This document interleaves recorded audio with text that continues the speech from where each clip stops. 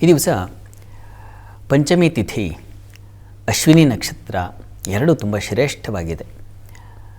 ಅದು ರವಿವಾರದಲ್ಲಿ ಪಂಚಮಿ ತಿಥಿ ಸಿಕ್ಬಿಟ್ರೆ ಉತ್ಕೃಷ್ಟವಾದ ಎಲ್ಲ ಶುಭ ಕಾರ್ಯಗಳನ್ನು ಅವತ್ತೇ ಮಾಡಿಬಿಡೋಣ ಅಂತಕ್ಕಂಥ ಮನಸ್ಸಿರ್ತದೆ. ಕಾರಣ ಭಾನುವಾರ ರಜಾ ಇರುತ್ತೆ ಅಂತ. ಭಾನುವಾರ ಸೂರ್ಯನ ವಾರ. ಎಷ್ಟು ಸೂರ್ಯನಿಗೆ ಅವನು ಸೂಯತಿ ಪ್ರೇರಯತಿ ವ್ಯಾಪಾರೀಶ್ವೀತಿ ಅಂತ, ವ್ಯಾಪಾರಗಳಲ್ಲಿ ತೊಡಗಿಸ್ತಕ್ಕಂಥವನಿಗೆ ಸೂರ್ಯ ಅಂತ ಹೆಸರು. ಹೀಗಾಗಿ ನಮ್ಮನ್ನು ಸದಾಕಾಲ ಚಟುವಟಿಕೆಯಿಂದ ಇಟ್ಟಿರ್ತಾನೆ. ಸೂರ್ಯ ಚೆನ್ನಾಗಿದ್ರೇ ನಾವೆಲ್ಲ ಲವಲವಿಕೆಯಿಂದ ಇರ್ತೀವಿ. ಸೂರ್ಯ ಚೆನ್ನಾಗಿ ಕಂಗೊಳಿಸ್ತಾ ಇದ್ದರೆ, ಯಾವುದೇ ಮೋಡದ ಪರದೆಗೆ ತುತ್ತಾಗದೆ ಸೂರ್ಯ ಹೊಳಿತಾ ಇದ್ದರೆ ನಾವು ಕೂಡ ಮಂಕಾಗದೆ ಲಘುಬಗೆಯಿಂದ ಚಟುವಟಿಕೆಯಿಂದ ಪಾದರಸದ ಹಾಗೆ ಇರ್ತೀವಿ. ಹೀಗಾಗಿ ಫಾಲ್ಗುಣ, ಈ ಮಾಘ ಫಾಲ್ಗುಣ, ಈ ಎಲ್ಲ ಚೈತ್ರ ಗ್ರೀಷ್ಮ ಋತುವಿನವರೆಗೆ ವಸಂತ ಋತು ಕಳೆಯುವವರೆಗೆ ನಮಗೆಲ್ಲ ಒಂದು ರೀತಿಯಲ್ಲಿ ಆ ಸೂರ್ಯನಿಂದಾಗಿ ವಿಶೇಷ ಆರೋಗ್ಯ ಇರ್ತದೆ, ಲವಲವಿಕೆ ಇರ್ತದೆ, ಮುಖದಲ್ಲಿ ಸಂತೋಷ ಇರುತ್ತೆ. ಹೊರಗಡೆ ಬಿಸಿಲು ಬಿದ್ದಿದೆ ಅಂದರೆ ಎಷ್ಟೋ ಜನ ಮನೆಗಳಲ್ಲಿ ಹೆಣ್ಣು ಮಕ್ಕಳಿಗೆ ದೊಡ್ಡ ಸಮಾಧಾನ, ಯಾಕೆಂದರೆ ಬಟ್ಟೆ ಒಣಗುತ್ತೆ ಆ ಕಾರಣಕ್ಕಾಗಿ. ಹೀಗಾಗಿ ಸೂರ್ಯ ನೋಡಿ, ಒಂದು ಬಟ್ಟೆ ಒಣಗಿಸೋ ಸಾಧನದಿಂದ ಹಿಡಿದು ಆ ಸೂರ್ಯನನ್ನು ಪರಬ್ರಹ್ಮ ವಸ್ತು ಅಂತ ಕರೀತಾರೆ. ಸಾವಿತ್ರಿ ಗಾಯತ್ರಿ ಮಂತ್ರದಲ್ಲಿ ತತ್ಸವಿತುಹು ವರೇಣ್ಯಂ ಭರ್ಗು ಅಂತ ಆರಾಧನೆ. ಉಪಾಸಕರಿಗೂ ಯತಿಗಳೆಲ್ಲ ಯಾವುದನ್ನು ಉಪಾಸನೆ ಮಾಡ್ತಾರೆ ಅಂದರೆ ಓಂಕಾರವನ್ನಂತೆ. ಆ ಓಂಕಾರ ಎಲ್ಲಿಂದ ಮೊಳಗುತ್ತಾ ಇದೆ ಅಂದರೆ ಸೂರ್ಯನಿಂದಲೇ ಮೊಳಗ್ತಾ ಇದೆ ಅಂತ ವಿಜ್ಞಾನವು ಬಗೆದು ನೋಡಿಬಿಟ್ಟಿದೆ. ಸೂರ್ಯ ಯಾವ ರೀತಿ ಶಬ್ದ ಬರ್ತಾ ಇದೆಯಪ್ಪ ಅಂದರೆ ಓಂಕಾರವನ್ನು ಹೇಳ್ತಾ ಇದೆ ಅಂತ ವಿಜ್ಞಾನವು ಈ ದಿವಸ ಹೇಳ್ತಾ ಇದೆ ಅಲ್ವಾ. ಹೀಗಾಗಿ ನೋಡಿ, ಎಲ್ಲಿಂದ ಎಲ್ಲಿವರೆಗೆ ದೊಡ್ಡದೆಲ್ಲ ಹೀಗೆ ಇರುತ್ತೆ. ಭಗವಂತನಾದವನು ಯಾರಿಗೆ ಬೇಡ ಹೇಳಿ, ಎಲ್ಲದಕ್ಕೂ ಬೇಕಾಗಿರತಕ್ಕಂಥ ಬೆಳಕಾಗಿರುತ್ತೆ, ಆಸರೆಯಾಗಿರುತ್ತೆ, ಮಹಾ ಆಲಂಬನವಾಗಿರುತ್ತೆ.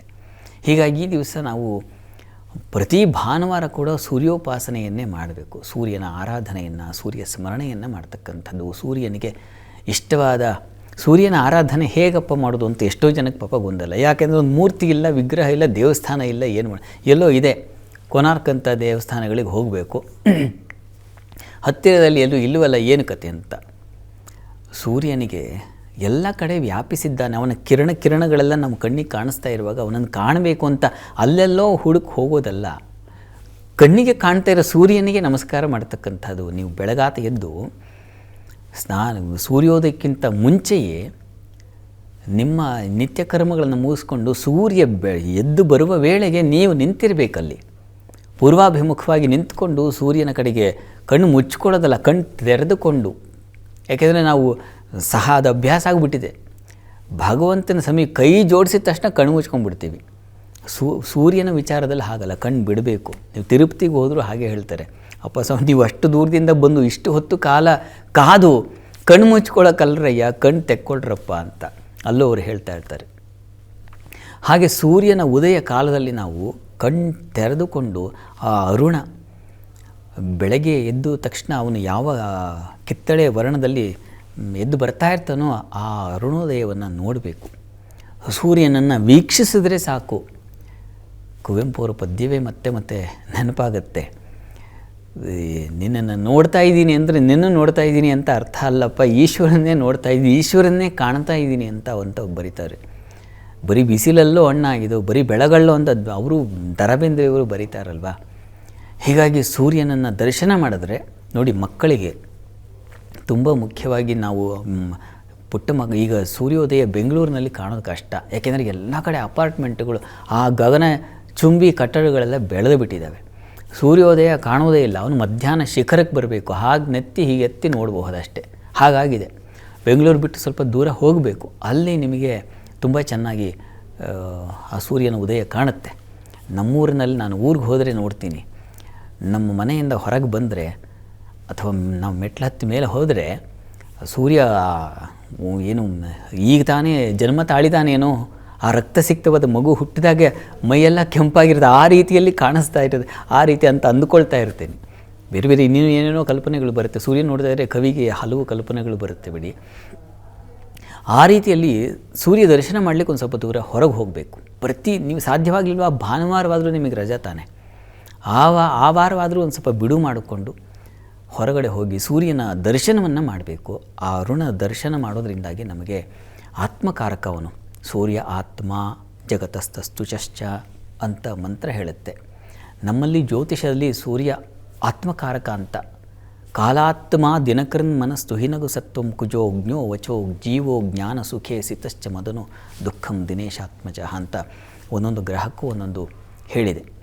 ಸೂರ್ಯ ಆತ್ಮಕಾರಕನ. ನಮಗೆ ಆತ್ಮವಿಶ್ವಾಸ ಬೇಕು, ನಾವು ಬದುಕಬೇಕು. ವಸ್ತುತಃ ಈಗಿನ ಜನರಿಗೆ ಏನಾಗಿದೆ, ಆತ್ಮವಿಶ್ವಾಸವೇ ಕಳೆದು ಹೋಗಿದೆ. ಯಾವುದೊಂದು ಕೆಲಸಕ್ಕೆ ಬಹಳ ಮಂಕುತನ ಬಂದುಬಿಟ್ಟಿದೆ. ಯಾರೋ ಏನೋ ಅಂದುಬಿಟ್ರೆ ಮುಗಿದೋಯ್ತು ಅಲ್ಲಿಗೆ, ನಾನು ಈ ಕೆಲಸ ಮಾಡಲ್ಲ, ನಾನು ಹೋಗಲ್ಲ ಕೆಲಸಕ್ಕೆ, ನಾನು ಶಾಲೆಗೆ ಹೋಗೋದಿಲ್ಲ. ಕೊನೆಗೆ ಅದು ಎಲ್ಲಿಗೆ ಬಂದಿದ್ರೆ ಅದು ಹೇಳಬಾರ್ದು, ಶರೀರವನ್ನೇ ಕಳ್ಕೊಂಡು ಬಿಡ್ತಾರೆ. ಯಾವುದೋ ಒಂದು ಕೆಲಸಕ್ಕೆ ಬಾರದ ದಟ್ಟ ದಾರಿದ್ರ್ಯದ ಒಂದು ಗೇಮಿಗೆ ನಾವು ಕಳೆದ ವಾರದಲ್ಲಿ ನಾನು ಪೇಪರಲ್ಲಿ ಗಮನಿಸ್ತಾ ಇದ್ದು, ಒಂದು ಆಟ ನಮ್ಮನ್ನು ಸಾಯಿಸುತ್ತೆ ಅಂದರೆ ಇನ್ಯಾವ ಮಟ್ಟಕ್ಕಿನ ದೌರ್ಬಲ್ಯ ಇದೆ ನಮಗೆ. ಈ ದೌರ್ಬಲ್ಯತೆ ನಿಮ್ಮ ಮಕ್ಕಳಲ್ಲಿ ಇರಬಾರ್ದು ಅಂದರೆ ಸೂರ್ಯ ದರ್ಶನ ಮಾಡಿಸಿ. ಪ್ರತಿ ದಿವಸ ಅರುಣೋದಯದಲ್ಲಿ ಸೂರ್ಯ ದರ್ಶನ, ಆ ಸೂರ್ಯನ ಕಿರಣಗಳನ್ನು ತಗೊಂಡ್ರೆ ಆತ್ಮವಿಶ್ವಾಸ ನೋಡಿ ನೀವು ಪರೀಕ್ಷೆ ಮಾಡಿ. ಇದನ್ನೇನೋ ನಾನು ಸುಮ್ಮನೆ ಕಾಟಾಚಾರಕ್ಕೆ ಹೇಳ್ತಾ ಇಲ್ಲ. ಸೂರ್ಯನ ಕಿರಣಗಳನ್ನು ನಾವು ತಗೋತಾ ಇದ್ದರೆ ನಮ್ಮೊಳಗೆ ಆತ್ಮವಿಶ್ವಾಸ ಬರುತ್ತೆ ನಿಶ್ಚಯವಾಗಿ. ಭಗವಂತನ ಕೃಪೆ ಉಂಟಾಗುತ್ತೆ, ಆರೋಗ್ಯಪ್ರದವಾಗುತ್ತೆ, ಆರೋಗ್ಯ ಬಂದು ಸೇರುತ್ತೆ. ವಿಶ್ವಾಸ, ಆತ್ಮವಿಶ್ವಾಸ ಅಂತಕ್ಕಂಥದ್ದು ಎಲ್ಲಿಂದ ಬರೋದು ನಮಗೆ? ಸೂರ್ಯನ ಕಿರಣಗಳಿಂದ ಬರುತ್ತೆ.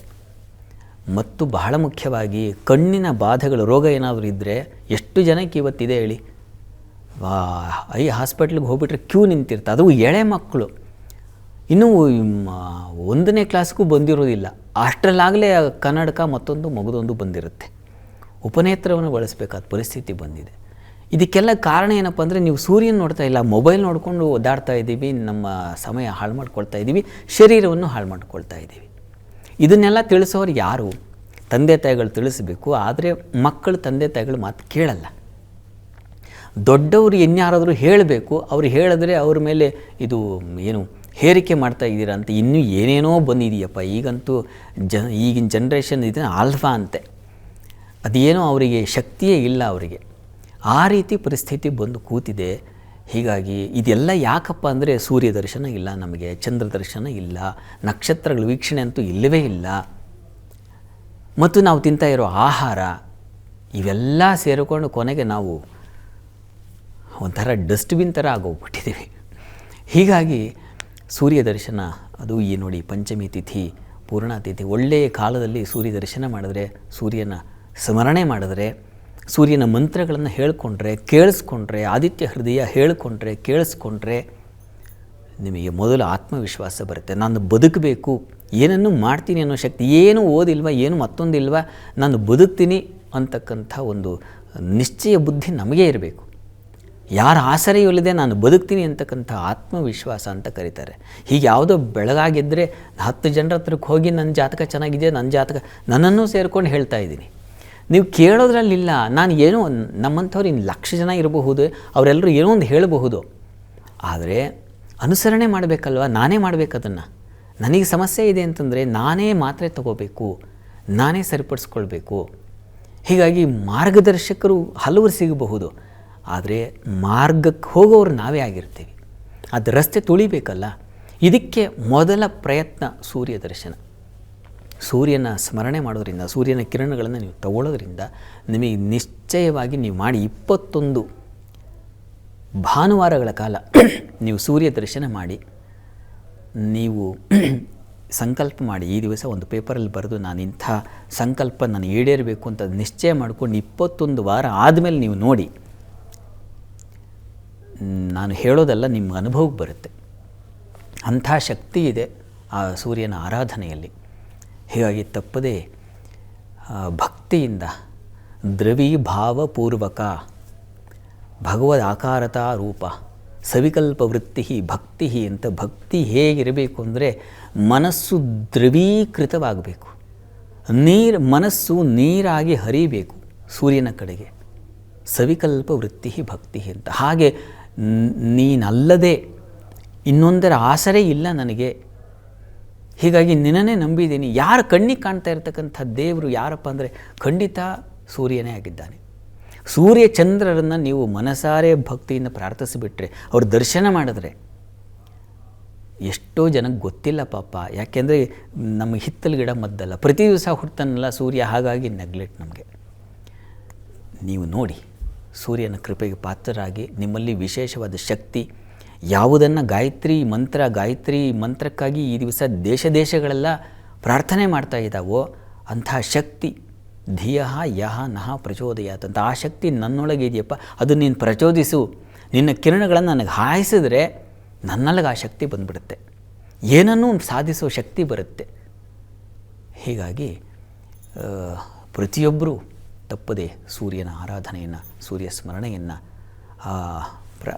ಮಾಡಿ, ಸೂರ್ಯನಿಂದಾಗಿ ನೀವು ವಿಶೇಷ ವ್ಯಕ್ತಿ ಆಗ್ತೀರಾ, ಅದರಲ್ಲಿ ಯಾವುದೇ ಸಂಶಯ ಇಲ್ಲ. ಒಳ್ಳೆಯದಾಗಲಿ.